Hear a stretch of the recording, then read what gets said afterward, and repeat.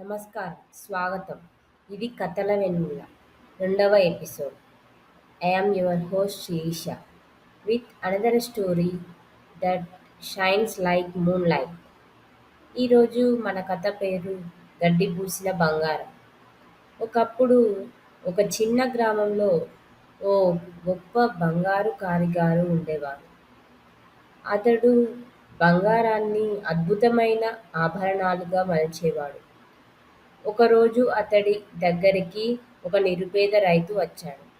రైతు చేతిలో కొంచెం మురికి గడ్డి పెట్టి అడిగాడు, ఇది మదిలో వేసుకుంటే బంగారం అయిపోతుందట, మీకు తెలుసా?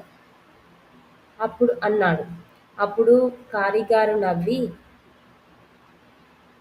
రా బాబూ, మురికి గడ్డి ఎప్పటికీ బంగారం కాదు, కానీ మనం దాన్ని ఎలా ఉపయోగించామో దాన్ని బట్టే విలువ ఉంటుంది అన్నాడు. రైతు ఆ మాటలు గమనించి ఆ గడ్డిని కొడుకు పశువులకు ఇచ్చి మంచి పాలు పొందాడు. ఆ పాలతో పట్టణంలో అమ్మి డబ్బు సంపాదించాడు. అప్పుడే అతనికి అర్థమైంది, ప్రతి వస్తువుకి విలువ మన దృష్టిలోనే ఉంటుంది.